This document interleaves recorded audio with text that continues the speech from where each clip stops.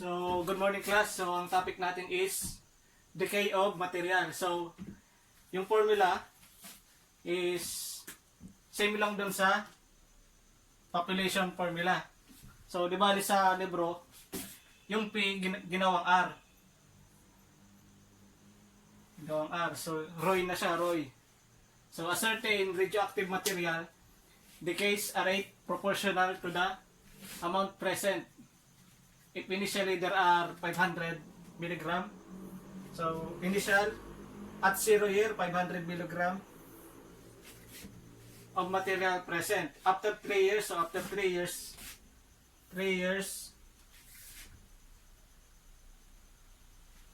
it observed that 10% of the material, 10% of the original amount decayed. So, ibig sabihin, 90% na lang yung natira.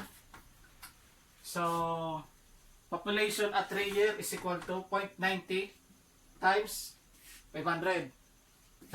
So, 90% na original value. How many years it would take to decay 50% of the original amount? So, how many years? So, T is unknown T is unknown. So, population at T years is equal to 50% of the original amount. So 0.50 ng initial population. So, first step is hanapin natin yung K. So, sa growth and decay, ang unang hinahanap dyan is yung constant. So, at 3 year, so,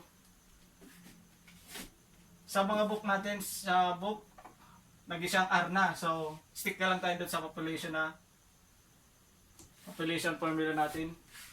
So, formula is, SIPO, P is equal to initial population E raised to KT. So, at 3 years, so, ito yung gagamitan natin. Population at 3 years is 0.90 times 500 is equal to initial population is 500 E raised to T is 3 years times K. So, equate in terms of E. So, bababa yung 500. So, 0.90 times 500 is 450. So, bababa yung 500. So, over 500 is equal to E raised to 3K. So,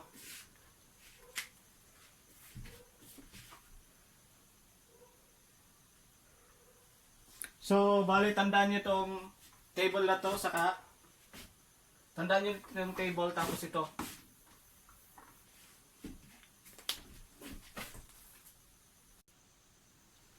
So, bali nag-stop tayo dito sa 450 over 500 E raised to 3K. So, para mababa natin yung 3K, gagamitin natin yung law of logarithmic cancellation. So, multiply natin to by ln. So, ito na.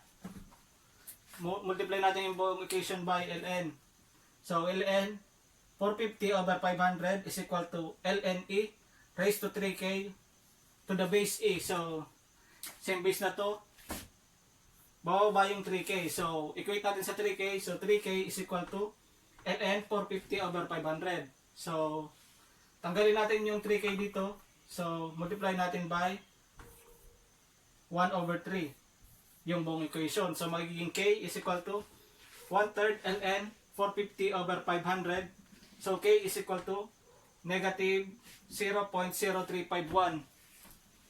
So, by tandaan nyo to. Yan yung value ng K.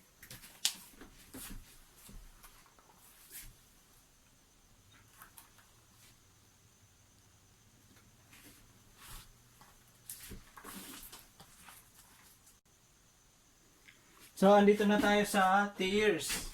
So, kukumpitin na natin yung T years. So, population at any time is P is equal to initial population E raised to KT.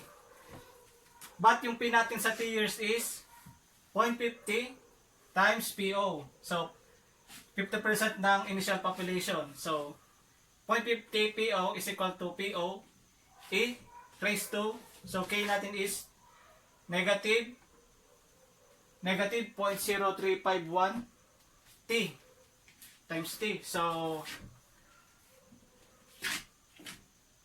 kahit hindi na natin, so PO is cancel. So kinumpleto ko na lang din. So 0.50 times 500 is equal to 500 e raised to negative 0.0351 T. So multiply natin by ln yung buong equation para maibaba natin yung K. Law of logarithmic cancellation, times natin sa ln. Yung isang ln 0.50 e raised ln 0.50 is equal to negative 0.0351 T. So shortcut ko na since na-discuss ko naman to sa inyo. So T is, solving for T is equal to negative 19.74 years. So equal to 19 years. So yan yung sagot.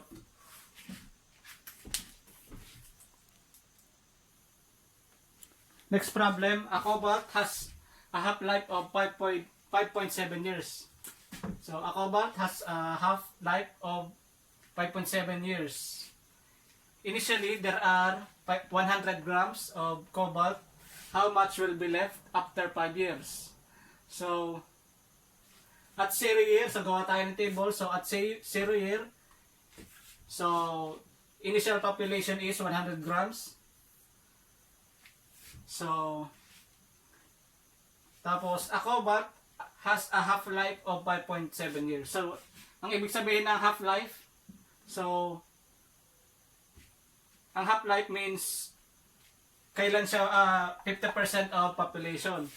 So at 5.7 years, so 50% of population half-life means 50. 0.50 times PO times 0.50 ng initial population. 0.50 times initial population, so equal din siya sa 50 grams. 50 grams to. So ang table natin, so at 0 year 100 grams. So at 5 years, so meron na tayong year. So ang ano natin is population at 5 years. At 5.7 years, 50% ng population. So half-life. So ang first step natin is hanapin natin yung K. So ito yung gagamitin natin sa paghahanap ng K kasi kompleto yung data. So at 5.7 years, P is equal to PO e raised to KT. So yung population sa 5.7 years is 50% ng initial population. So 0.50 times PO is equal to PO e raised to 5.7 T. So 5.7 T. So cancel yung PO. So i-divide mo, cancel. So matitira is 0.50 e raised to 5.7K. So law of logarithmic cancellation, mabababa yung K. So times natin sa ln. So mag-isang ln 0.50 is equal to ln e raised to 5.7K to the base e. So by law of logarithmic cancellation, cancel yan. Bababa yung 5.7K is equal to ln 0.50. So multiply by